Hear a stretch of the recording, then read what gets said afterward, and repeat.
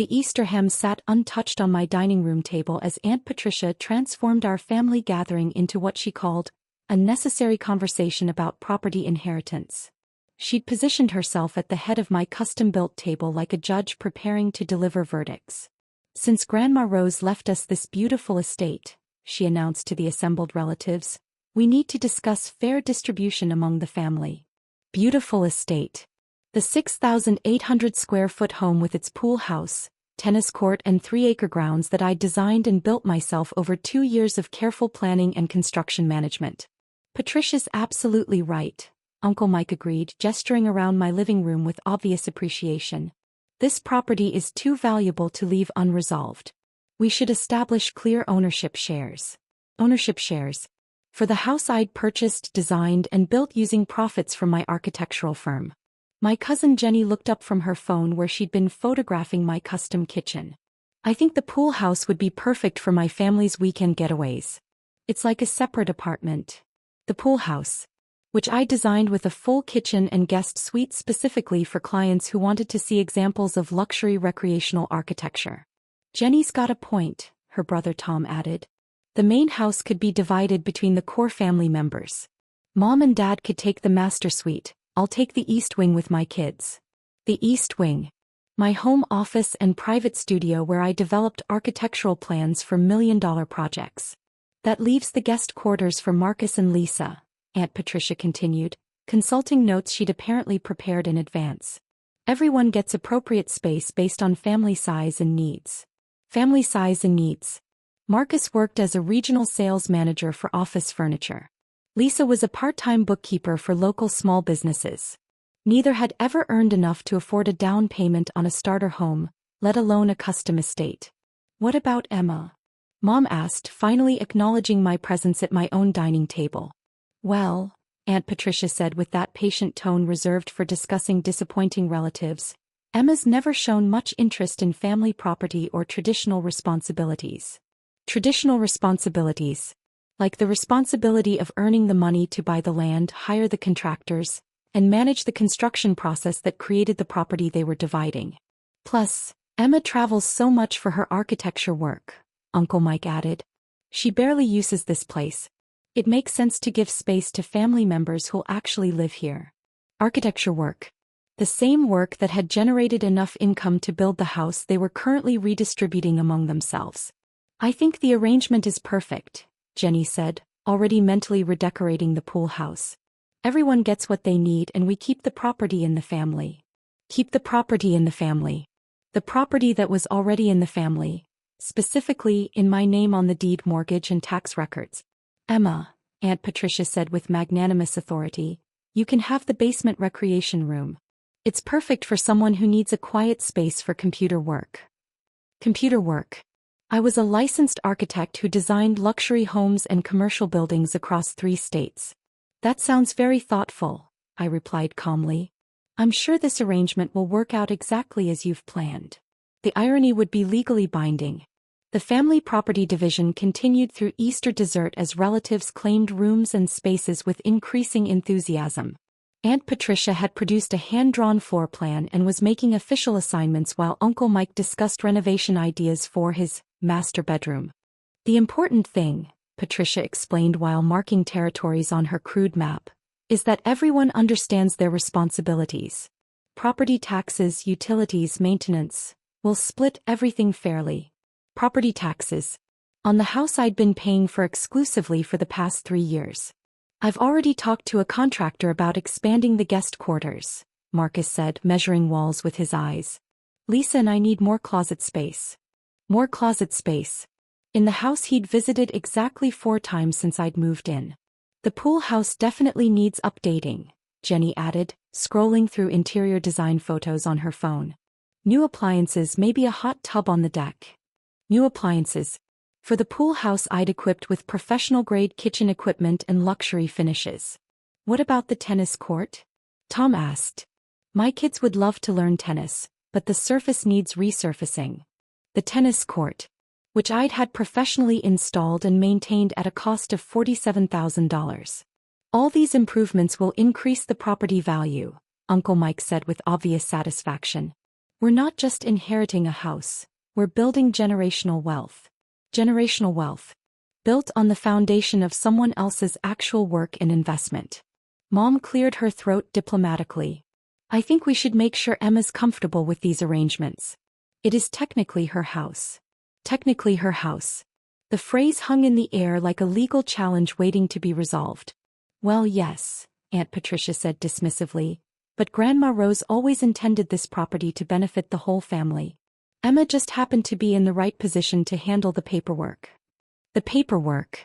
Like the mortgage application, credit checks, down payment, and 2 years of construction loans that had made the house possible. Besides, Jenny added, Emma makes good money as an architect. She can afford to share family resources. Family resources. That I'd created through my own professional success. The basement recreation room is actually quite spacious, Uncle Mike assured me. You'll have plenty of room for your drafting table and computer equipment. My drafting table.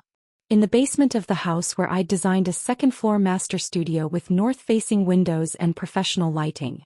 I appreciate everyone's thoughtful planning, I said, pulling out my phone to check messages. This conversation has been very illuminating about family expectations. A text from my attorney was waiting. Property deed verification complete. House titled exclusively to Emma Chin. HOA meeting tonight if you want to discuss boundary issues. The HOA meeting, where I served as vice president, and the main topic would be new construction guidelines for our exclusive neighborhood. Tomorrow's legal realities would clarify tonight's family delusions. The doorbell rang just as Aunt Patricia finished assigning utility payment schedules to various family members. Through the front windows I could see our HOA president, Margaret Williams, walking up the front path with her usual portfolio of neighborhood business. That's probably about the landscaping committee, I said, opening the door to Margaret's professional smile. Emma, sorry to interrupt your family gathering, Margaret said, but we need to discuss the Henderson property boundary dispute. As HOA vice president, your input on property lines is crucial. HOA vice president. The title seemed to register slowly across the dining room as family members processed this unexpected information. Of course, Margaret. Would you like to come in for a moment? Margaret entered with the confidence of someone accustomed to handling neighborhood property issues. Her eyes swept the room, taking in the assembled relatives with polite curiosity. I hope I'm not interrupting anything important, she said diplomatically. Actually, Aunt Patricia said, recovering her authority, we were just discussing family property arrangements. I'm Patricia Chin, Emma's aunt. How nice to meet you, Margaret replied. Emma's done such beautiful work on this property. The architectural design is absolutely stunning. Beautiful work on this property. The phrase carried implications that my family was still processing.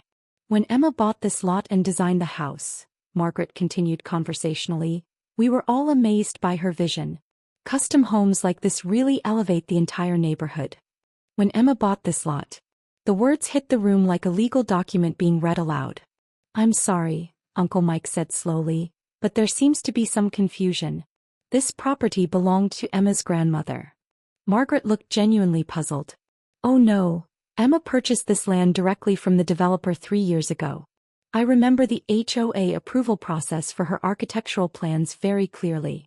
Jenny's phone had stopped moving as she stared at Margaret with growing comprehension. Emma designed and built this entire estate herself, Margaret continued proudly. We've had several architectural magazines request interviews about the innovative design elements. Architectural magazines, featuring the house that my family had just spent 2 hours redistributing among themselves. The property deed shows Emma Chin as sole owner, Margaret added matter-of-factly. All HOA correspondence goes directly to her as the homeowner. Sole owner. The legal reality that invalidated every room assignment, renovation plan, and utility sharing agreement they just negotiated. Aunt Patricia's hand-drawn floor plan suddenly looked like what it was. A fantasy document with no legal foundation. The silence stretched until Margaret glanced around uncertainly. I hope I haven't said anything inappropriate? Not at all, I said calmly. You've been very helpful in clarifying property ownership details. Margaret left after a brief discussion of HOA business, promising to email the boundary dispute documentation for my review as vice president. The Easter gathering never recovered its festive atmosphere. Aunt Patricia carefully folded her hand-drawn floor plan, her property distribution authority evaporating along with her assumptions about inheritance law. "Emma," Mom said finally, "why didn't you tell us you owned the house?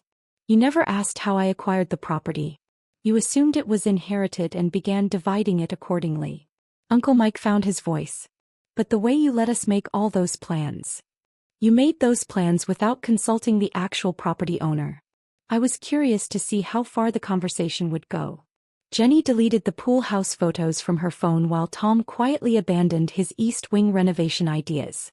6 months later, I received a family reunion invitation with a handwritten note. "Emma, so sorry about the Easter misunderstanding. We'd love to celebrate at your beautiful home again." Your beautiful home. The same home they'd spent an evening redistributing among family members. I declined politely and hosted my own gathering, an architectural showcase for local designers, featuring my custom home as an example of innovative residential design. The article in Architectural Digest included photos of every room my family had claimed, with detailed explanations of the design process and construction challenges I'd personally managed. Sometimes the best response to presumption is simply owning what's yours. The basement recreation room now serves as my wine cellar.